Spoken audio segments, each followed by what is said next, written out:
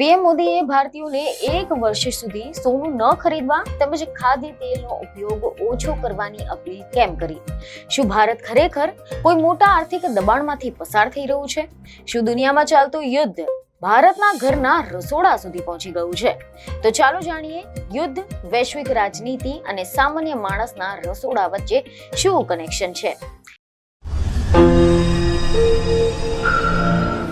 નમસ્કાર દર્શક મિત્રો, દિલોક સત્તા શોમાં આપનું સ્વાગત છે.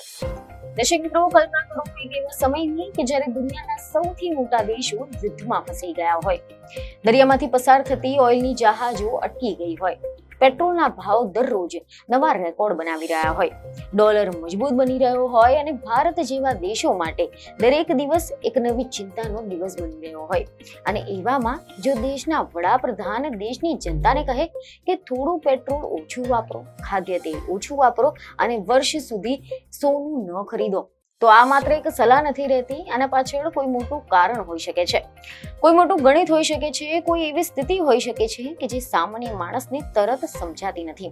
કારણ કે સામાન્ય રીતે દેશના વડાપ્રધાન લોકો પાસે આવી અપીલ નથી કરતા. લોકો શું ખાય, કેટલું તેલ વાપરે, કેટલું સોનું ખરીદે એ તો વ્યક્તિગત બાબત ગણાય. પરંતુ જ્યારે દેશની અર્થવ્યવસ્થા પર દબાણ વધે, જ્યારે વિદેશી ચલણ પર ખતરો ઉભો થાય, ત્યારે દુનિયામાં યુદ્ધ અને અસ્થિરતા વધે છે, ત્યારે સરકારો લોકોને જીવનશૈલી બદલાવવાની અપીલ કરે છે. અને આજે આપણે એ જ સમજવાના છે કે આખરે પીએમ મોદીએ આવું કેમ કહ્યું. તો શું દુનિયામાં ચાલતું યુદ્ધ ભારતના ઘરના રસોડા સુધી પહોંચી ગયું છે? અને સૌથી મોટો સવાલ કે સોનાની ખરીદી અને ખાદ્ય તેલનો ઉપયોગ દેશના વિદેશી ચલણ સાથે કેવી રીતે જોડાયેલું છે? તો દર્શક મિત્રો, ભારત એક એવો દેશ છે કે જે પરંપરાઓ અને આધુનિકતાના સંગમ પર ઉભો છે.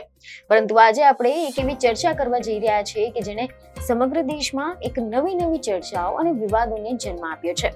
જ્યારે દેશના વડાપ્રધાન સ્ટેજ પરથી ઉભા રહીને પ્રજાને એમ કહે કે આ વર્ષે સોનું ન ખરીદતા, રસોડામાં તેલનો વપરાશ ઓછો કરજો, ત્યારે તે માત્ર એક સલાહ નથી રહેતી, પરંતુ દેશની આર્થિક સ્થિતિ અને ભવિષ્યના સંકેતોનો અરીસો બની જાય છે. તેલંગાણાના સિકંદરાબાદમાં જ્યારે પીએમ મોદીએ આ અપીલ કરી હતી, ત્યારે અનેક સવાલો ઉભા થયા કે શું ભારતનું અર્થતંત્ર કોઈ મોટા સંકટ તરફ આગળ વધી રહ્યું છે? શું વિદેશી હુંડિયામણની તિજોરી ખાલી થઈ રહી છે? કે પછી આ એક વ્યૂહાત્મક પગલું ભરવામાં આવ્યું છે કે જે આવનારા વર્ષોમાં ભારતને આત્મનિર્ભર બનાવવા માટે માનવામાં આવી રહ્યું છે? તો આજે આપણે આ વિડીયોમાં આ વિષયના ઊંડાણમાં ઉતરીશું અને જાણીશું કે યુદ્ધ, વૈશ્વિક રાજનીતિ અને સામાન્ય માણસોના રસોડા વચ્ચે શું કનેક્શન છે. તો દર્શક મિત્રો, એવા અહેવાલો સામે આવી રહ્યા છે કે વડાપ્રધાન મોદીએ જ્યારે આ વાત કરી ત્યારે તેમણે પાડોશમાં ચાલતા યુદ્ધ અને ખોરવાયેલી સપ્લાય ચેઇનનો પણ ઉલ્લેખ કર્યો હતો. આપણે જાણીએ છીએ કે ભારત આજે દુનિયાની સૌથી ઝડપથી વધતી અર્થવ્યવસ્થાઓમાંનું એક બની ગયું છે. પરંતુ સાથે સાથે ભારત એક એવી અર્થવ્યવસ્થા પણ છે કે જે ઘણી બધી બાબતો માટે વિદેશી દેશો પર નિર્ભર છે. ખાસ કરીને ક્રૂડ ઓઇલ માટે ભારત પોતાની જરૂરિયાતનું 80%થી વધુ ક્રૂડ ઓઇલ અને ખાદ્ય તેલનો મોટો હિસ્સો વિદેશોમાંથી આયાત કરે છે. જ્યારે વિદેશથી કોઈ વસ્તુ મંગાવવામાં આવતી હોય ત્યારે આપણે તેને રૂપિયામાં નહીં પરંતુ ડોલરમાં ચૂકવવું પડે છે, જેને વિદેશી હુંડિયામણ અથવા તો ફોરેક્સ રિઝર્વ કહેવામાં આવે છે. એટલે કે આપણા દેશની ગાડીઓમાં ભરાતું પેટ્રોલ, ફેક્ટરીઓમાં વપરાતું ડીઝલ, રસોડામાં વપરાતો ગેસ, આ બધું જ મોટા પ્રમાણમાં બીજા દેશોમાંથી આવે છે. આના માટે ભારતને ડોલરમાં ચૂકવણી કરવી પડે છે. હવે કલ્પના કરો કે જો દુનિયામાં યુદ્ધ થઈ જાય, ઓઇલ સપ્લાય અટકી જાય, તો સૌથી પહેલા શું થાય? ક્રૂડ ઓઇલ મોંઘું થઈ જાય. અને જ્યારે ક્રૂડ ઓઇલ મોંઘું થાય ત્યારે ભારતને પહેલા કરતા વધુ ડોલર ચૂકવવા પડે. એટલે કે દેશના વિદેશી ચલણના ભંડાર પર દબાણ વધી જાય છે. જેથી પીએમ મોદીની આ અપીલ પાછળનું મુખ્ય ગણિત આ જ ડોલર બચાવવાનું છે. કારણ કે ઈરાન, ઇઝરાયલ અને અમેરિકા વચ્ચેના તણાવના કારણે આંતરરાષ્ટ્રીય બજારમાં તેલના ભાવ હાલ તો આસમાને પહોંચી ગયા છે. જ્યારે ભાવ વધે છે ત્યારે ભારતની તિજોરી પર પણ બોજ વધે છે. જેથી તાજેતરના ભાષણમાં પીએમ મોદીએ સ્પષ્ટ શબ્દોમાં કહ્યું છે કે દેશ માટે મરવું એ જ દેશભક્તિ નથી, પરંતુ દેશ માટે જીવવું અને દેશના અર્થતંત્રને મજબૂત કરવા માટે નાની આદતો બદલવી એ પણ એક મોટી દેશભક્તિ છે. તેમણે સોનાના ઉદાહરણ દ્વારા સમજાવ્યું કે ભારતીયોને સોના પ્રત્યે અપાર પ્રેમ છે. લગ્ન હોય કે કોઈ પ્રસંગ હોય, સોનું ખરીદવું એ આપણી સંસ્કૃતિનો હિસ્સો છે, પરંતુ આ સોનું ભારતમાં ઉત્પન્ન નથી થતું, તેને બહારથી મંગાવવું પડે છે. આના માટે અબજો ડોલર વિદેશ મોકલવામાં પડે છે. અને જો એક વર્ષ માટે ભારતની જનતા સોનું ન ખરીદવાનું નક્કી કરે તો પછી ભારત અબજો ડોલર બચાવી શકે છે, જેનો ઉપયોગ ઇન્ફ્રાસ્ટ્રક્ચર કે પછી સંરક્ષણ માટે પણ થઈ શકે છે.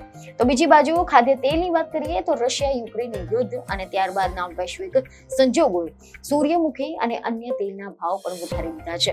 પીએમ મોદીએ બહુ જ ચતુરાઈથી આ મુદ્દાને આરોગ્યની સાથે પણ જોડ્યો છે.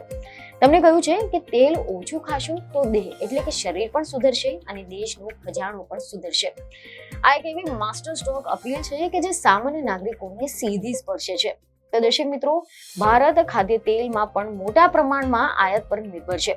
Palm oil, sunflower oil, soybean oil આ બધું જ મોટા પ્રમાણમાં ઇન્ડોનેશિયા, મલેશિયા, યુક્રેન જેવા દેશોમાંથી આવે છે. અને જ્યારે યુક્રેન યુદ્ધ શરૂ થયું હતું ત્યારે દુનિયાએ જોયું કે ખાદ્ય તેલના ભાવ કેવી રીતે આકાશે પહોંચી ગયા હતા. ભારતે ભારે કિંમત ચૂકવીને પણ તેલ આયાત કરવું પડ્યું હતું. એટલે જ્યારે પીએમ મોદી કહે છે કે ખાદ્ય તેલ ઓછું વાપરો, જો કે આ સિક્કાની બીજી બાજુ પણ છે કે હવે અહીંયા એક રાજકીય મુદ્દો પણ જોડાઈ ગયો છે. વિપક્ષી પાર્ટી કોંગ્રેસે આ નિવેદનની આકરી ટીકા કરી છે. સમાચાર સામે આવી રહ્યા છે કે કેસી વેણુગોપાલે આક્ષેપ કર્યો છે કે સરકાર પોતાની નિષ્ફળતા સામાન્ય જનતા પર ઢોળી રહી છે. કોંગ્રેસનું કહેવું છે કે અર્થતંત્રને બચાવવા માટે સરકારે ઇમરજન્સી પ્લાન બનાવવો જોઈએ, નહીં કે લોકોને ખાવા પીવામાં કાપ મૂકવાનું કહેવું જોઈએ. સોનાના ભાવ જે રીતે 2025માં 60% જેટલા ઉછળ્યા તેના પાછળનું કારણ માત્ર ભારતીયોની ખરીદી નથી, પરંતુ વૈશ્વિક અનિશ્ચિતતા પણ છે. જ્યારે દુનિયામાં યુદ્ધ જેવી સ્થિતિ હોય ત્યારે શેર બજાર બગડે છે અને રોકાણકારો સોનાને સલામત રોકાણ માને છે.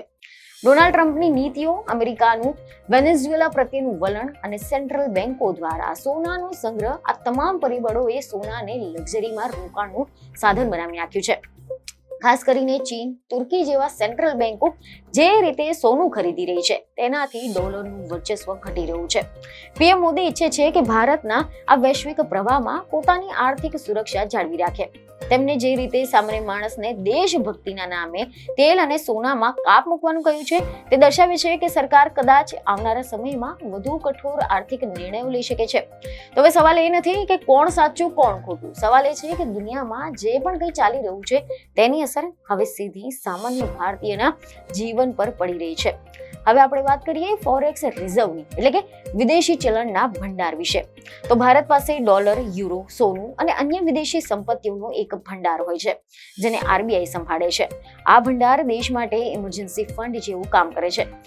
જ્યારે દેશમાં આયાત વધી જાય અથવા તો રૂપિયા પર દબાણ આવે ત્યારે આ ફોરેક્સ રિઝર્વ દેશને બચાવે છે.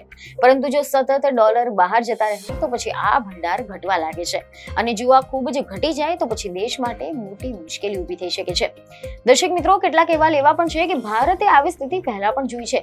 વર્ષ 1991માં ભારત ગંભીર આર્થિક સંકટમાં ફસાઈ ગયું હતું. દેશ પાસે માત્ર થોડા દિવસની આયાત કરવા જેટલું જ વિદેશી ચલણ બચ્યું હતું. સ્થિતિ એટલી ખરાબ થઈ ગઈ હતી કે ભારતને પોતાનું સોનું ગીરવે રાખવું પડ્યું હતું.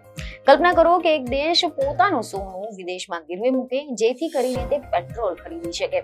એ સમયે ભારત માટે સૌથી મુશ્કેલ સમય હતો અને કદાચ આ જ ઇતિહાસમાંથી શીખીને સરકાર આજે પહેલાથી જ ચેતવણી આપવા માંગે છે. તો શું ભારતીય જનતા પીએમ મોદીની આ વાતને માનશે? શું એક વર્ષ સુધી સોનું ન ખરીદવાથી ખરેખર રૂપિયો મજબૂત થઈ જશે? આવા ઘણા બધા સવાલો છે કે જેના જવાબ હવે આવનાર સમયમાં મળશે.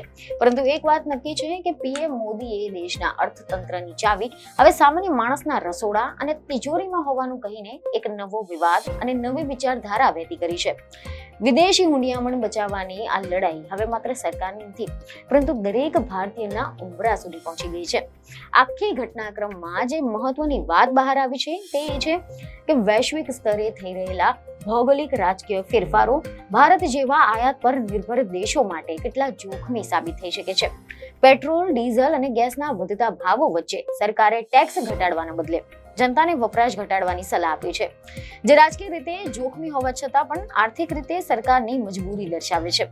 છેલ્લે પીએમ મોદીની આ અપીલને કેટલાક લોકો ત્યાગ તરીકે જોશે તો કેટલાક લોકો તેને આર્થિક કુશાસન તરીકે જોશે. પરંતુ સત્ય એ છે કે વૈશ્વિક અસ્થિરતાના આ યુગમાં ભારતને પોતાની આર્થિક સીમાઓ સુરક્ષિત રાખવા માટે આકરા પાણીએ જવું પડી રહ્યું છે.